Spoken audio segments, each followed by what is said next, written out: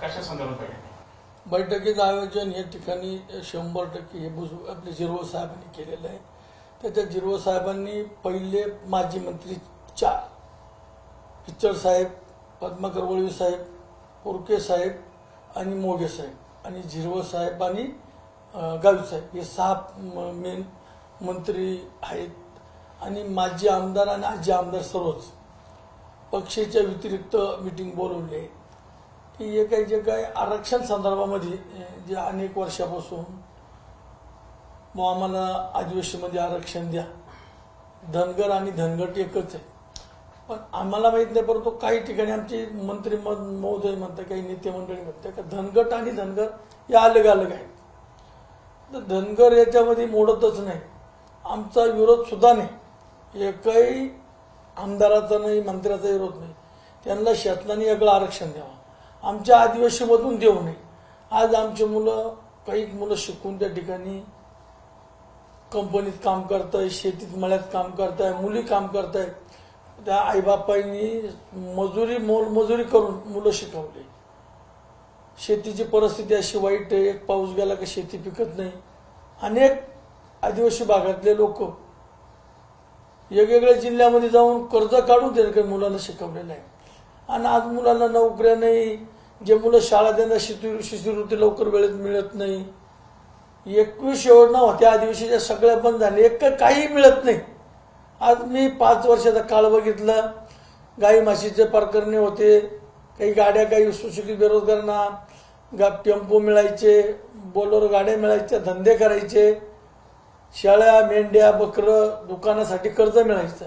एक योजना माझ्या काळामध्ये लाभार्थ्याला मिळाली। 0-5 पोलपर्यंत आदिवासी लाभार्थ्याला फुकाट त्या ठिकाणी मोटर बसून मिळायची, त्या सगळ्या योजना बंद झालेल्या आहे, कारण की संख्या वाढत झाली। 9.35 बजेट जे मिळतो, ज्या वेळेस बजेट कधी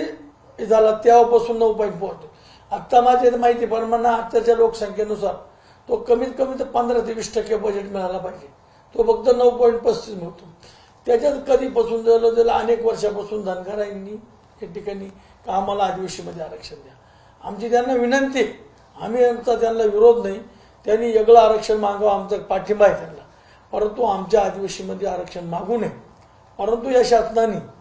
जर आमच्या आदिवासीच्या विरोधात जर काही पुकारलं केलं, चुकीची गोष्ट केली, तर आदिवासी मतदारसंघामध्ये नुसते आदिवासी 24 मतदारसंघ नाही, आज तुम्ही बघा देवळाली मतदारसंघामध्ये कमीत कमी 40 ते 50 हजार आदिवासी मतदान आहे, सिन्नरमध्ये आहे, दिंडोरीमध्ये आहे, सगळ्या मतदारसंघ आदिवासी मतदारसंघ सोडून बरेच 25 ते 30 मतदारसंघ असे म्हणजे का त्याच्यात 40% 30% मतदारसंघामध्ये आदिवासी मतदान आहे। या ठिकाणी या शासनाने जर काही चुकीची गोष्ट केली तर यांना आमचा समाज धडा शिकवल्याशिवाय राहणार नाही, यांनी चुकीच्या गोष्टी करू नये, यांनी जे काही निर्णय घ्यायचा असेल ते समाजाचे काही आमचे पदाधिकारी आहेत, माजी मंत्री आहेत, माजी आमदार आहेत, सिनियर नेते, त्यांच्याशी चर्चा करूनच करा, पण कृपया करू नये। या बाबतीमध्ये मागे आम्ही 15 आमदार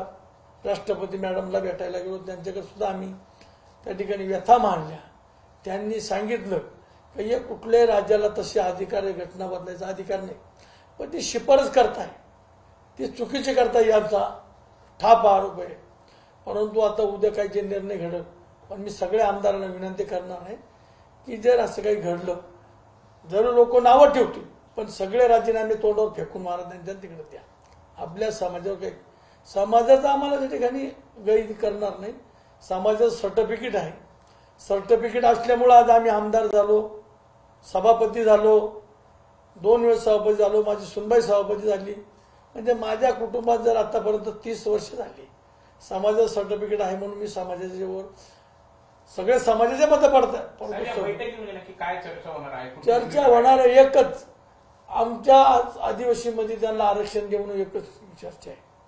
आणि त्याच्यानंतर ते पैसा भरतीच्या बाबतीमध्ये नेते काही चर्चा करतील, पण पहिली भूमिका आमची एकच आहे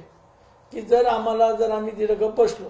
तर आमचा समाज आम्हाला माफ करणार नाही, घराच्या बाहेर फिरून जाणार, हे 100% खरं। एबीपी माझा, उघडा डोळे बघा नीट।